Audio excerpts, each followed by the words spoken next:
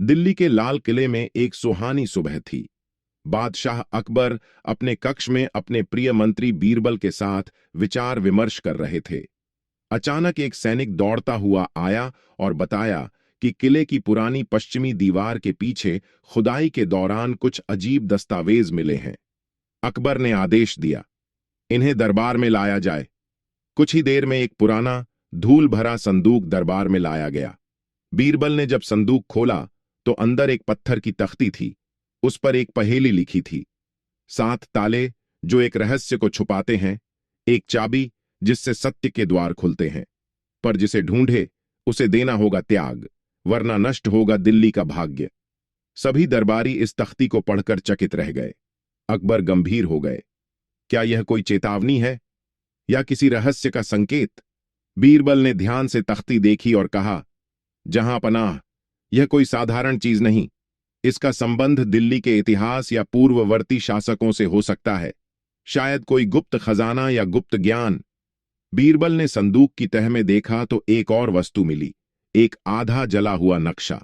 उस नक्शे पर किले के नीचे 7 अलग अलग कक्ष दर्शाए गए थे और हर कक्ष पर एक अलग चिन्ह बना था, सूर्य, चंद्रमा, अग्नि, जल, वायु, आकाश, मन। बीरबल ने धीरे से कहा, ये तत्व हैं, पंचतत्व और उससे आगे की मानसिक यात्रा का प्रतीक। शायद ये 7 ताले इन्हीं 7 तत्वों पर आधारित हैं। अकबर ने आदेश दिया, बीरबल, तुम्हें इस रहस्य का पता लगाना होगा, लेकिन यह यात्रा गुप्त होनी चाहिए। दरबार के भीतर भी किसी को इसका भान नहीं होना चाहिए। बीरबल ने सिर झुकाकर कहा, जो हुक्म मेरे मालिक।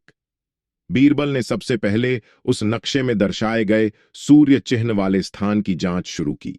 यह जगह थी महल की सबसे पुरानी घड़ी की मीनार के नीचे। रात को चुपचाप बीरबल वहां पहुंचे। गुप्त द्वार से नीचे उतरते ही उन्हें एक विशाल कमरा मिला, जिसकी दीवारों पर सूर्य की आकृतियां बनी थीं। बीच में एक मंच था, जिस पर सूर्य की दिशा में रखे एक पत्थर को सूर्य की पहली किरण से स्पर्श कराना था। बीरबल को याद आया, कल सुबह 5:12 पर सूर्य की पहली किरण यहां पड़ेगी। अगली सुबह जैसे ही सूर्य की किरण उस पत्थर पर पड़ी, कमरे की दीवार थोड़ी खिसकी और वहां से एक छोटी सी चाबी निकली। चाबी के साथ एक कागज भी मिला। सूरज दिखाता है रास्ता, पर मंजिल दिल से तय होती है। अग्नि की परीक्षा अब बाकी है। अब अगला चिन्ह अग्नि का था। बीरबल समझ गए कि अब उन्हें एक ऐसी जगह जाना होगा जहां आग की उपस्थिति हो, शायद शाही रसोई। रात को बीरबल ने रसोई के नीचे की गुप्त सुरंग में प्रवेश किया। वहां उन्हें एक पिंजरे में बंद एक लपटों से घिरा संदूक मिला। संदूक पर लिखा था, जिसका मन शांत हो वही अग्नि को स्पर्श कर सकता है। बीरबल समझ गए, ये कोई जादू नहीं, मन की परीक्षा है। उन्होंने आंखें बंद कीं, ध्यान लगाया और धीरे से हाथ आगे बढ़ाया। जैसे ही उन्होंने विश्वास के साथ चाबी को पकड़ा, अग्नि एकदम बुझ गई। संदूक खुला और उसमें दूसरी चाबी मिली। उधर दरबार में कुछ दरबारी जैसे महेश दास और काजी निजामुद्दीन बीरबल की अनुपस्थिति से चौंके हुए थे। उन्हें शक होने लगा कि बीरबल कुछ छुपा रहा है। महेश दास ने काजी से कहा, अगर बीरबल को यह रहस्य मिल गया तो वह अकेले ही बादशाह के सबसे शक्तिशाली दरबारी बन जाएगा। काजी ने उत्तर दिया, हमें इस खोज का हिस्सा बनना ही होगा या बीरबल को रास्ते से हटाना होगा। बीरबल को इस बात की भनक भी थी कि कुछ लोग उनके खिलाफ षड्यंत्र रच सकते हैं, पर वह जानता था, जब तक मैं सच्चे मार्ग पर हूं, सत्य स्वयं मेरी रक्षा करेगा। बीते 2 रातों में बीरबल ने 2 चाबियां पाली थीं, सूर्य और अग्नि तत्वों की। अब अगला चिन्ह था जल। बीरबल जानते थे कि जल एक ऐसा तत्व है जो बाहर से शांत लगता है, परंतु भीतर गहराइयों में बहुत कुछ छिपा होता है। नक्शे के अनुसार यह कक्ष महल की उस पुरानी बावड़ी के नीचे था, जिसे वर्षों से बंद कर दिया गया था। कहते हैं, उस बावड़ी में कोई आत्मा बसती है और रात के समय वहां से रोने की आवाजें आती हैं। बीरबल ऐसी बातों पर विश्वास नहीं करते थे, लेकिन सतर्क अवश्य रहते थे। उन्होंने आधी रात को चुपचाप उस बावड़ी में प्रवेश किया। एक टॉर्च, एक रस्सी और एक पानी रोकने वाला चमड़े का थैला उनके साथ था। जैसे ही वह सीढ़ियां उतरने लगे, एक अजीब सी ठंडक पूरे वातावरण में फैलने लगी, बावड़ी के पानी में हलचल थी, मानो कोई उन्हें देख रहा हो। बीरबल ने एक लंबे बांस की मदद से पानी की गहराई मापी, लगभग 15 फीट। तभी दीवार पर उन्होंने एक शिलालेख देखा। जो अपने डर को डुबोता है वही इस जल से बचकर बाहर आता है। बीरबल ने बिना समय गंवाए अपने वस्त्र बांध लिए और छलांग लगा दी। पानी बहुत ठंडा था, लेकिन बीरबल का हृदय शांत। तल में एक लोहे का संदूक दिखाई दिया, जिस पर 3 ताले थे। हर ताले के ऊपर जल की लहरों की आकृति। बीरबल ने पहली 2 चाबियां, सूर्य और अग्नि, उसमें घुमाई और 2 ताले खुल गए। अब तीसरे ताले के लिए एक कोड चाहिए था। संदूक के ऊपर लिखा था, जल वहां शांत होता है जहां वाणी मौन होती है। बीरबल समझ गए, उन्हें अपनी सांसें रोकनी होंगी। उन्होंने अपनी सांसें रोकीं, आंखें बंद कीं और तीसरा ताला खुद ही खुल गया। संदूक के अंदर तीसरी चाबी थी, जल तत्व की। साथ में एक और शिलालेख। अब वायु की बारी है, जो चलता है पर दिखता नहीं। उधर दरबार में काजी निजामुद्दीन और महेश दास अब और अधिक परेशान हो चुके थे। उन्होंने बादशाह से पूछा, जहां पनाह, बीरबल कई रातों से दरबार में उपस्थित नहीं है। क्या वह कोई अलग योजना बना रहे हैं? अकबर ने गंभीर स्वर में उत्तर दिया, जो सच्चाई की राह पर हो उसका उत्तर उसके कर्म देते हैं, शब्द नहीं। लेकिन अकबर भी मन ही मन सोच रहे थे, आखिर बीरबल कहां है और ये रहस्य आखिर है क्या? बीरबल अगली रात पहुंचे उस स्थान पर जहां नक्शे में वायु तत्व का चिन्ह था। यह महल के सबसे ऊंचे मीनार की छत पर था, जहां हमेशा तेज हवाएं चलती थीं। यहां कोई दरवाजा नहीं था, केवल हवा में एक पतली रस्सी जो 2 स्तंभों के बीच तनी हुई थी। नीचे खाई थी। बीरबल ने देखा कि एक लकड़ी का बक्सा रस्सी के बीच झूल रहा है। शिलालेख। वायु का मार्ग निर्भीकता है, जो डगमगाया वो गिरा। बीरबल ने रस्सी पर चलने का निर्णय लिया। हवा तेज थी, पर बीरबल का मन स्थिर। धीरे धीरे वे आगे बढ़े, हर कदम सोच समझकर। बक्से तक पहुंचकर उन्होंने देखा, एक और चाबी वायु तत्व की। सूर्य की चाबी, अग्नि की चाबी, जल की चाबी। वायु की चाबी। अब बचे थे 3 अंतिम तत्व। आकाश मन गुप्त, जिसका जिक्र अब तक नहीं हुआ था। बीरबल अपने कक्ष में चुपचाप बैठे थे। उन्होंने 7 चिन्हों की माला बनाई और ध्यान लगाया। इस रहस्य की परीक्षा केवल तत्वों की नहीं, आत्मा की है। तभी एक संदेश आया, काजी ने आपको अगले दरबार में चुनौती दी है। बीरबल मुस्कुराए। अब समय है न्याय को भी आजमाने का। बीते 3 भागों में बीरबल ने 4 चाबियां प्राप्त कर ली थीं, सूर्य, अग्नि, जल और वायु। अब अगला तत्व था, जो सब कुछ समेटता है, परंतु जिसे छुआ नहीं जा सकता। बीरबल जानते थे, आकाश का रहस्य केवल ऊंचाई में नहीं, बल्कि दृष्टि और धैर्य में छिपा है। बीरबल ने किले की सबसे ऊंची मीनार का अध्ययन किया। वहां एक प्राचीन खगोलीय यंत्र, जंतर था, जो सदियों पहले आकाश की दिशा और ग्रहों की चाल मापने के लिए बनाया गया था। उन्होंने वहां एक पत्थर की पटिया पर उकेरी लिपि देखी। संस्कृत में लिखी यह पहेली कुछ यूं थी, जो देखे बिना देखे और सुने बिना सुने, वही पाता है ब्रह्मांड का सूत्र। यह पहेली ध्यान की ओर संकेत कर रही थी। रात के तीसरे प्रहर में बीरबल उस मीनार पर ध्यान लगाने बैठे। चारों ओर पूर्णिमा की शीतल चांदनी थी। आंखें बंद थीं, पर मन जागृत। तभी उन्होंने एक हल्का कंपन महसूस किया, मानो आकाश स्वयं संवाद कर रहा हो। जब उन्होंने आंखें खोलीं, उनके सामने वही यंत्र धीरे धीरे घूमने लगा और उसके अंदर से एक संदूक निकल आया, जिसमें थी 5वीं चाबी, आकाश तत्व की। उधर अगले दिन दरबार में हलचल थी। काजी निजामुद्दीन ने खुलेआम अकबर के समक्ष बीरबल को ललकारा, जहां पनाह, बीरबल अब तक किन कामों में व्यस्त हैं? क्या वह राज्य से बढ़कर किसी रहस्य की खोज में लगे हैं? अकबर ने मौन रहना चुना। बीरबल ने दरबार में प्रवेश किया और शांत स्वर में कहा, काजी साहब, कुछ प्रश्न मन के होते हैं, जिनके उत्तर शब्दों में नहीं, कर्म में मिलते हैं। काजी तिलमिला गया, लेकिन बीरबल की दृष्टि में दृढ़ता थी। अब बीरबल को अगले तत्व की खोज करनी थी, और यह सबसे कठिन था। नक्शे में जो स्थान दर्शाया गया था, वह एक गुप्त सुरंग थी, जो किले के नीचे बनी एक भूल भुलैया तक जाती थी। कहा जाता था कि जो वहां जाता, वह अपने ही विचारों में खोकर राह भूल जाता। बीरबल पहुंचे उस सुरंग के अंदर। वहां एक दीवार पर लिखा था, तुम क्या सोचते हो, वही तुम्हें देखता है। भीतर प्रवेश करते ही बीरबल को खुद की आवाजें सुनाई देने लगीं। तुम असफल हो जाओगे। तुम बादशाह के प्रिय नहीं रहे। यह सब व्यर्थ है। यह कोई जादू नहीं था, बल्कि मन के भ्रम थे। बीरबल दीवार के सहारे बैठे। उन्होंने गहरी सांस ली और मन में कहा, मैं वही हूं जो सत्य के साथ है। यह आवाजें मेरे डर की परछाइयां हैं, सच्चाई नहीं। तभी उनके सामने एक दर्पण प्रकट हुआ, जिसमें लिखा था, जिसने अपने भीतर को जीत लिया, उसने संसार को भी पा लिया। दर्पण खुला और भीतर से मिली छठी चाबी, मन तत्व की।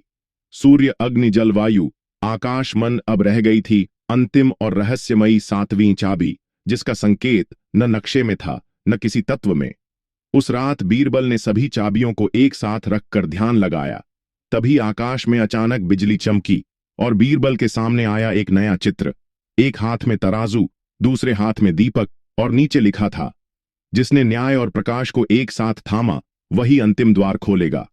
अब बीरबल के पास थीं 6 चाबियां, सूर्य, अग्नि, जल, वायु, आकाश और मन। पर 7वीं चाबी के लिए न कोई नक्शा था, न कोई ठिकाना। पर एक संकेत अवश्य था, जिसने न्याय और प्रकाश को एक साथ थामा, वही अंतिम द्वार खोलेगा। बीरबल जान चुके थे कि 7वां ताला न किसी तत्व से जुड़ा है, न किसी वस्तु से, बल्कि एक सिद्धांत से जुड़ा है, न्याय। अब तक की चाबियां उनके ज्ञान, साहस और विवेक का प्रतीक थीं, पर अंतिम चाबी केवल बलिदान से मिल सकती थी। अकबर ने बीरबल को दरबार में बुलाकर एक अत्यंत जटिल विवाद पर निर्णय देने को कहा। मामला एक ब्राह्मण और एक अफगान व्यापारी के बीच का था। ब्राह्मण का कहना था कि व्यापारी ने उसका पुश्तैनी मंदिर तोड़वाया, जबकि व्यापारी का दावा था कि वह भूमि उसकी खरीदी हुई थी। दोनों के पास कागजी प्रमाण थे, परंतु बीरबल को दिखा दोनों में कोई झूठ नहीं बोल रहा था। कहानी पीछे तक गई। बीरबल ने नगर के बुजुर्गों से बात की, पुराने नक्शे देखे और 24 घंटे लगातार गुप्त जांच की। अगले दिन बीरबल ने दरबार में घोषणा की, यह भूमि उस मंदिर की है जो अब टूट चुका है, पर व्यापारी ने अनजाने में उसे खरीदा है। इसलिए वह भूमि मंदिर को लौटाई जाएगी और व्यापारी को राज्य सरकार एक वैकल्पिक भूमि देगी। बादशाह अकबर ने कहा, तुमने किसी को हारा नहीं, सबको न्याय दिया, यही असली बुद्धि है। उस रात बीरबल को एक भिक्षुक मिला, जिसके हाथ में वही दीपक था जैसा कि उस संकेत में था। भिक्षुक ने कहा, तुमने न्याय को प्रकाश से जोड़ा, अब अंतिम सत्य को जानने के अधिकारी बन चुके हूं। वह दीपक बीरबल के हाथ में रखते ही स्वर्ण में बदल गया और उसके नीचे से निकली 7वीं चाबी। बीरबल ने 7 चाबियों को एक पोटली में रखा और सीधे उस जगह गए जहां नक्शे के अनुसार 7 ताले वाला द्वार था।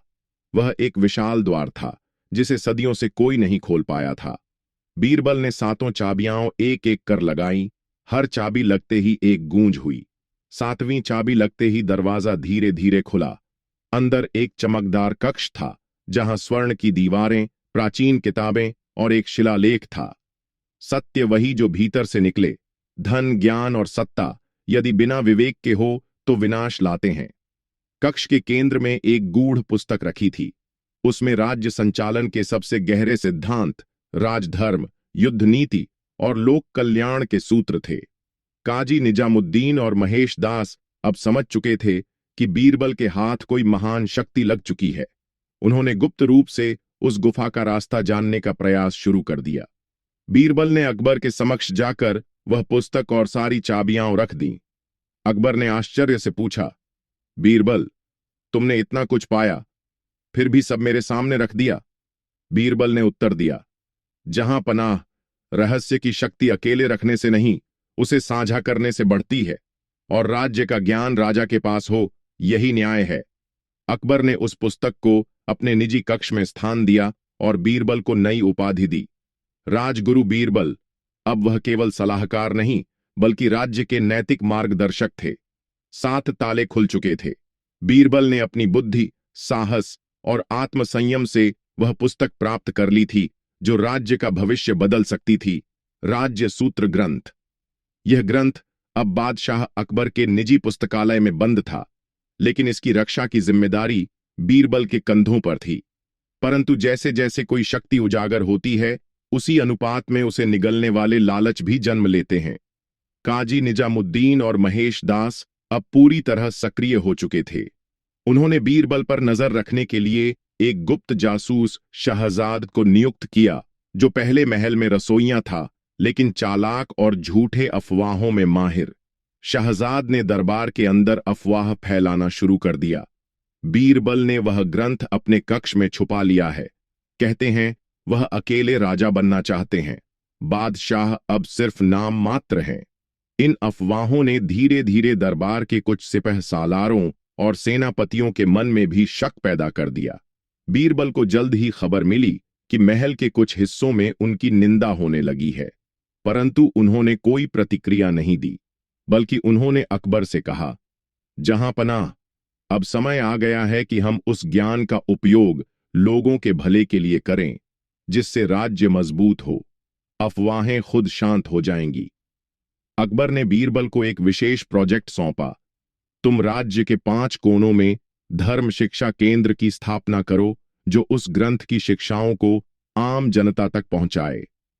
बीरबल ने काम शुरू कर दिया, और यही कदम शत्रुओं के लिए सबसे बड़ी चुनौती बन गया। जब बीरबल नगर के एक कोने में विद्यालय की नींव रख रहे थे, तभी रात्रि में उनके शिविर पर हमला हुआ। बीरबल ने एक कक्ष में एक संदिग्ध को पकड़ा, जो अंधेरे में दस्तावेज चुराने की कोशिश कर रहा था। उसका नाम था शहजाद। जब बीरबल ने उससे पूछताछ की, तो उसने कहा, मैंने सिर्फ वही किया जो मेरे मालिक ने कहा, काजी निजामुद्दीन और महेश दास। बीरबल को कोई आश्चर्य नहीं हुआ। उन्होंने मुस्कुराकर कहा, सांप तभी काटता है जब वह समझता है कि सामने वाला निहत्था है। अब समय है जहर का इलाज करने का। अगले दिन बीरबल ने दरबार में शहजाद को प्रस्तुत किया। उसके मुंह से निकले शब्दों ने सभी दरबारियों को चौंका दिया। काजी ने मुझे बीरबल को बदनाम करने और ग्रंथ चुराने का आदेश दिया था। अगर मैं सफल हो जाता तो मुझे ऊंचा ओहदा मिलता। अकबर का चेहरा गुस्से से लाल हो गया। उन्होंने पूछा, काजी, क्या यह सत्य है? काजी चुप था। अकबर ने आदेश दिया, काजी को पद से हटाया जाए और महेश दास को नजरबंद किया जाए। अकबर ने बीरबल से कहा, अगर तुम न होते तो यह साजिश राज्य को भीतर से खा जाती। बीरबल ने उत्तर दिया, जहां पनाह, हर ग्रंथ की रक्षा तलवार से नहीं, सच्चाई से होती है। अफवाहें तब तक चलती हैं जब तक सत्य उसे चुनौती नहीं देता। अब बीरबल ने ग्रंथ को एक खास तिजोरी में रखने का निर्णय लिया, पर यह तिजोरी किले में नहीं, बल्कि एक गुप्त स्थान पर बनाई गई, जिसे केवल बीरबल और अकबर जानते थे। धर्म शिक्षा केंद्रों की स्थापना अब जोर शोर से होने लगी थी। लोग बीरबल की बातों को सुनने आते थे। हर शिक्षा में वह यही बताते, राज्य की शक्ति राजा में नहीं, बल्कि उसकी प्रजा के विचारों में होती है। दिल्ली दरबार की शांति अब धीरे धीरे एक नए तूफान की ओर बढ़ रही थी। काजी और महेश दास की साजिश असफल हो चुकी थी, लेकिन उनका पतन देख रही थी एक तीसरी आंख, एक बाहरी शक्ति, कारिम बेग। वह था तुर्क साम्राज्य का एक गुप्तचर, जिसे दिल्ली सल्तनत की ताकत और राज्य सूत्र ग्रंथ की खबर लग चुकी थी। कारिम बेग एक बार एक व्यापारी के रूप में भारत आया था, लेकिन उसकी असल पहचान थी राज्य अस्थिर करने वाला एजेंट। उसने तुर्की, अफगानिस्तान और फारस में कई छोटे राज्यों को आपस में लड़ाकर नष्ट किया था। अब उसकी निगाह थी दिल्ली के लाल किले और बीरबल पर। उसका उद्देश्य था राज्य सूत्र ग्रंथ को चुराना और अकबर को भीतर से तोड़ना। कारिम बेग ने दिल्ली में प्रवेश किया, नाम बदला और खुद को पेश किया हकीम उस्मान के रूप में, एक विद्वान जो आयुर्वेद और ज्योतिष में निपुण था। कुछ ही समय में उसने दरबार में जगह बना ली और धीरे धीरे बीरबल के विरोधी दरबारियों को अपने पक्ष में करने लगा। दरबार में उसने अपनी मीठी बातों से बादशाह अकबर तक को प्रभावित किया। उसने कहा, जहां पनाह, जिस ग्रंथ की बात हो रही है वह तो जनता में भ्रम फैला सकता है। किसी एक आदमी के हाथ में इतनी शक्ति खतरनाक है। यह बात अकबर को थोड़ी चुभी, हालांकि उन्होंने बीरबल पर विश्वास नहीं खोया। बीरबल ने महसूस किया कि यह हकीम उस्मान असामान्य रूप से सब जानता है, राजनीति, सेना की चालें, नगर के गुप्त मार्ग, और वह सवाल करता था ग्रंथ के बारे में, जिसे कोई नया व्यक्ति नहीं जानता। बीरबल ने चुपचाप अपने गुप्तचरों से उस पर नजर रखने को कहा। कुछ ही दिनों में बीरबल को एक पत्र मिला, तुर्की भाषा में लिखा हुआ पत्र, जिसमें लिखा था, राज्य सूत्र ग्रंथ को पाना हमारी सबसे बड़ी जीत होगी। बीरबल को किसी भी तरह कमजोर करो, अगला आदेश जल्द मिलेगा। पत्र पर नाम था कारिम बेग। अब बीरबल को यकीन हो गया कि हकीम उस्मान ही असली खतरा है। बीरबल ने प्रत्यक्ष टकराव से पहले उसकी योजना समझने का निर्णय लिया। उन्होंने हकीम उस्मान को निमंत्रण दिया, धर्म शिक्षा केंद्र के उद्घाटन समारोह में मुख्य अतिथि बनने का। उस समारोह में बीरबल ने मंच पर खड़े होकर एक घोषणा की, आज हम राज्य सूत्र ग्रंथ के आधार पर एक नई परीक्षा रखेंगे। जो भी सबसे सच्चा और धर्मनिष्ठ व्यक्ति होगा वही इसका रक्षक कहलाएगा। हकीम उस्मान ने खुद को सामने लाने की कोशिश की, पर तभी बीरबल ने एक शिलालेख प्रस्तुत किया जिसमें स्पष्ट लिखा था, जो इस ग्रंथ को पाने का लोभ रखे उसका अंत निश्चित है। उसी वक्त बीरबल ने पत्र सबके सामने पढ़ा, कारिम बेग का असली नाम और योजना। दरबार में हलचल मच गई। अकबर ने सिपाहियों को बुलाया, लेकिन कारिम बेग ने अपनी कटार निकाल ली और बीरबल पर वार करने की कोशिश की, परंतु बीरबल पहले से तैयार थे। उन्होंने अपने लाठी से उसका वार रोका और उसे जमीन पर गिरा दिया। सिपाही उसे पकड़ ले गए। अकबर ने क्रोधित होकर कहा, विदेशी एजेंट हमारी जनता के बीच विष घोल रहा था। बीरबल, अगर तुम ना होते तो यह ग्रंथ खो गया होता। बीरबल ने कहा, जहां पनाह, यह तो अभी शुरुआत है। राज्य को अब स्थायी शांति के लिए जनता की जागरूकता और नीतियों का पालन आवश्यक है। बीरबल ने इस घटना के बाद जनता से कहा, विदेशी कभी हथियार से नहीं जीतते, वे विचारों को विष देकर तोड़ते हैं। इसलिए अपने संस्कारों और शिक्षा की रक्षा कीजिए, यही सच्चा कवच है।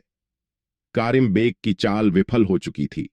राज्य सूत्र ग्रंथ अब पूरी सुरक्षा में था और बीरबल को अकबर ने नया दायित्व दिया था। अब यह ग्रंथ केवल तिजोरी में बंद न रहे, इसकी शिक्षाएं जनता तक पहुंचे, लेकिन इस पर बहस भी होनी चाहिए। बीरबल को यह बात सही लगी। बीरबल ने दरबार में देश के प्रमुख धर्माचार्यों, दार्शनिकों, नीतिशास्त्रियों और विद्वानों को आमंत्रित किया। सभा में उपस्थित थे पंडित वाचस्पति, धर्मशास्त्र के विद्वान मौलाना कासिम, इस्लामी कानून के ज्ञाता बुद्धाचार्य देवनाथ, तत्वज्ञान के अनुयायी विदुषी राजकुमारी रत्नावली, नारी अधिकारों की पक्षधर और स्वयं बीरबल, जो सभी दृष्टिकोणों का संतुलन बना रहे थे। क्या राज्य सूत्र ग्रंथ को आम जनता में बांटना चाहिए, या क्या यह केवल राजकीय नीति तक सीमित रहना चाहिए? बीरबल ने कहा, यह ग्रंथ उस सत्य का वाहक है जो केवल राजा के लिए नहीं, बल्कि प्रजा की जागरूकता के लिए भी आवश्यक है। जब जनता नीति समझेगी, तभी वह सत्ता की गलतियों को पहचान सकेगी। राजकुमारी रत्नावली ने समर्थन किया, यदि इस ग्रंथ में नारी अधिकार, शिक्षा और धर्मनिरपेक्षता की बातें हैं, तो यह हर स्त्री और पुरुष को जानने का अधिकार है। पंडित वाचस्पति बोले, नीति ज्ञान जनता के हाथ में देना ऐसा है जैसे तलवार बच्चे को दे देना। इससे विद्रोह और भ्रम फैल सकता है। मौलाना कासिम बोले, यह ग्रंथ अगर किसी धर्म के विरुद्ध बात करता है तो समाज में अस्थिरता आएगी। बीरबल ने सबकी बात सुनने के बाद कहा, राज्य सूत्र ग्रंथ कोई धर्म ग्रंथ नहीं, यह मानव नीति का मार्गदर्शक है। इसे छपवाकर बांटने की आवश्यकता नहीं, बल्कि इसकी शिक्षाओं को सरल भाषा में शिक्षा केंद्रों, विद्यालयों और पंचायतों के माध्यम से पहुंचाना चाहिए। उन्होंने आगे कहा, ज्ञान का उद्देश्य विद्रोह नहीं, विवेक है, और जनता तब तक विवेकशील नहीं बन सकती जब तक उसे अंधेरे में रखा जाए। अकबर ने सबकी राय सुनने के बाद कहा, बीरबल, तुम्हारा संतुलन ही इस ग्रंथ की असली आत्मा है। राज्य के 5 क्षेत्रों में इसे चरणबद्ध रूप से लागू किया जाएगा, शिक्षा, स्वास्थ्य, न्याय, कर व्यवस्था और महिला सशक्तिकरण में। दिल्ली में पहला जन नीति विद्यालय खुला, वहां युवाओं को राज्य सूत्र की मूल शिक्षाएं सिखाई जाने लगीं। लोगों में जागरूकता और नैतिकता बढ़ी। भ्रष्ट अमात्य डरने लगे कि अब जनता प्रश्न पूछेगी। दिल्ली के एक कोने में बैठा था दुर्जन राय, एक पूर्व सैनिक जो सत्ता से हटाया गया था। उसे जनता की जागरूकता से डर था। उसने अपने अनुयायियों से कहा, जब प्रजा बहुत जानने लगती है तब राजा कमजोर हो जाता है। अब हमें बीरबल को हटाना ही होगा, नहीं तो हमारी सत्ता कभी लौटेगी नहीं। राज्य सूत्र ग्रंथ की शिक्षाएं अब आम जन तक पहुंच रही थीं। दिल्ली, आगरा, लाहौर, अजमेर और बनारस, पांचों क्षेत्रों में जन नीति विद्यालय खुल चुके थे। जनता बीरबल को अब केवल मंत्री नहीं, धर्मगुरु मानने लगी थी। और यही बात एक व्यक्ति को बिल्कुल स्वीकार नहीं थी। वह पहले सेना का एक वीर सेनापति था, लेकिन एक बार उसने गांव के निर्दोषों पर जुल्म किया था और बीरबल की सिफारिश पर अकबर ने उसे पद से हटा दिया था। वह तब से बीरबल से घृणा करता था। अब जब उसने देखा कि बीरबल जनता में भगवान की तरह पूजे जा रहे हैं, उसने बदला लेने की ठानी।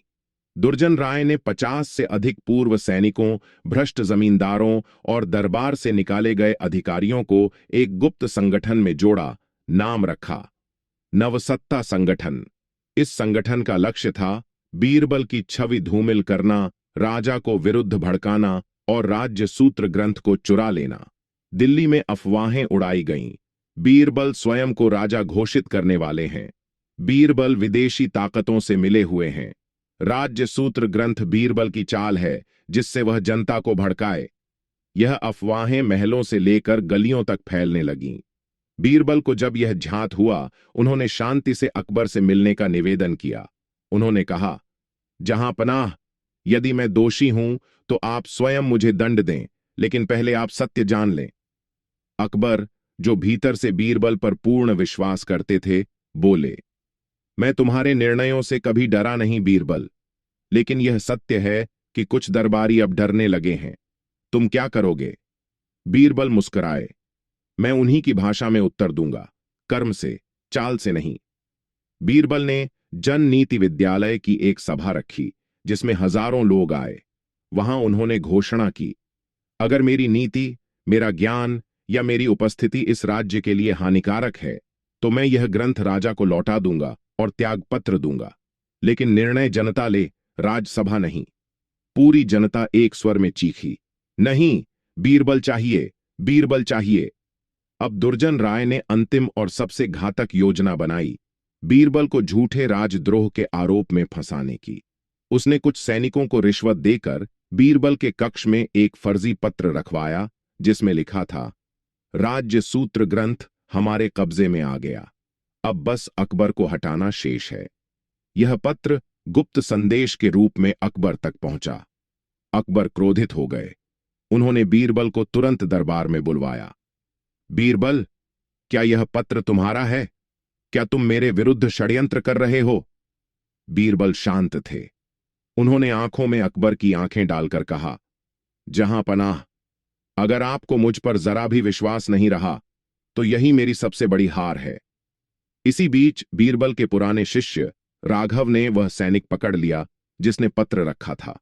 सैनिक ने कबूल किया कि दुर्जन राय ने उसे पत्र रखवाने को कहा। अब अकबर को सच्चाई का ज्ञान हुआ। अकबर ने दुर्जन राय को दरबार में बुलवाया। बीरबल ने सबके सामने कहा, जिसे सत्ता से प्रेम हो वह सेवा नहीं कर सकता। यह राज्य सिर्फ तलवार से नहीं, सच्चाई से चलता है। दुर्जन राय को उम्र कैद की सजा हुई। अब जनता में बीरबल के प्रति सम्मान और भी गहरा हो गया। अकबर ने कहा, बीरबल, आज तुम्हारी परीक्षा मेरे ही हाथों हुई, लेकिन तुमने हर बार सच्चाई से मुझे मेरा चेहरा दिखाया।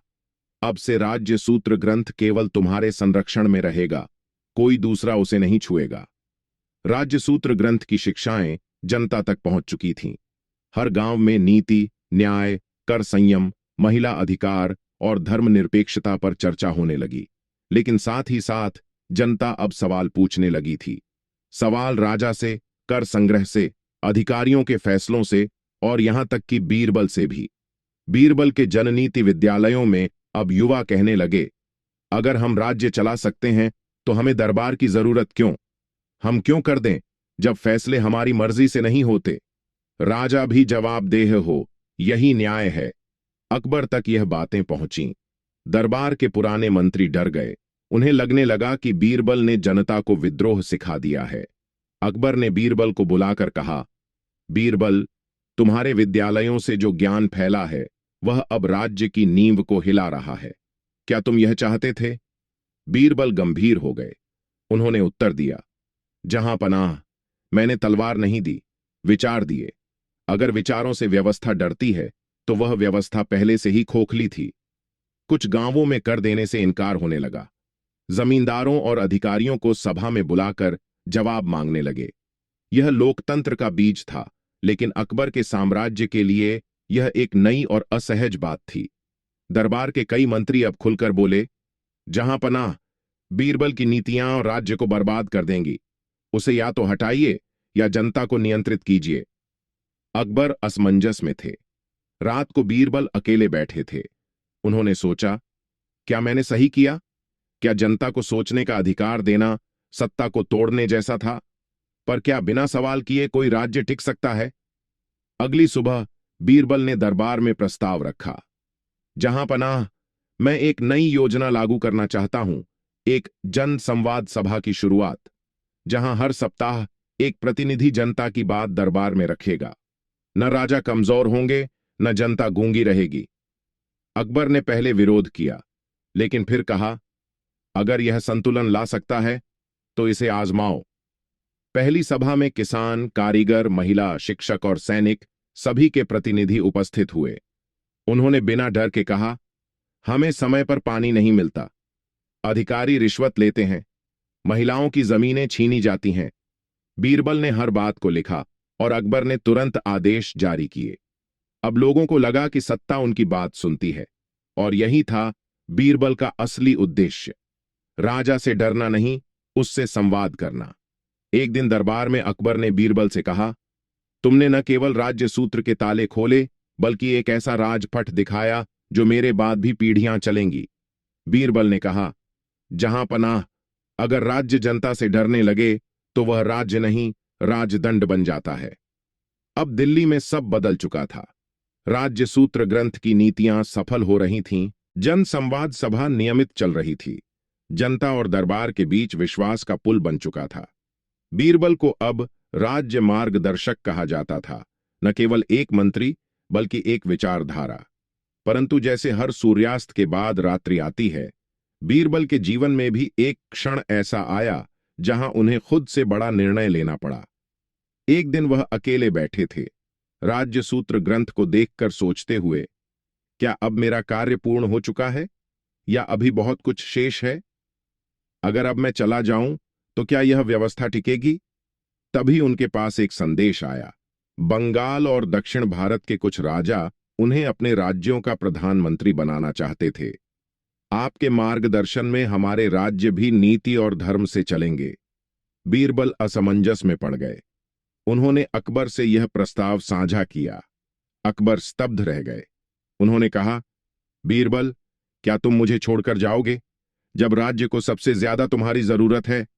बीरबल ने उत्तर दिया, जहां पनाह, मैं कोई व्यक्ति नहीं, एक सोच हूं, और अगर यह सोच अब आपकी प्रजा में बस चुकी है तो मेरा यहां रुकना अब मोह है, सेवा नहीं। एक सप्ताह बाद दिल्ली के दरबार में बीरबल ने संपूर्ण दरबार और जनता के सामने त्यागपत्र दिया। जनता रो रही थी। अकबर की आंखें भी नम थीं। बीरबल बोले, मैं जा रहा हूं, पर राज्य सूत्र अब केवल ग्रंथ नहीं, यह दिल्ली की आत्मा बन चुका है। बीरबल ने ग्रंथ के अंतिम पन्ने पर लिखा, जब सत्य, न्याय और सेवा एक साथ चलें, तब राज्य स्वयं जनहित में बदल जाता है। बीरबल एक काफिले के साथ निकल पड़े। कहां, किसी को नहीं पता। कुछ कहते हैं वे दक्षिण भारत के एक आश्रम में अध्यापक बन गए, कुछ कहते हैं वे हिमालय में साधु हो गए, लेकिन दिल्ली में आज भी एक दीवार पर लिखा है, जहां बीरबल थे वहां न्याय था, जहां न्याय है वहां बीरबल अब भी है।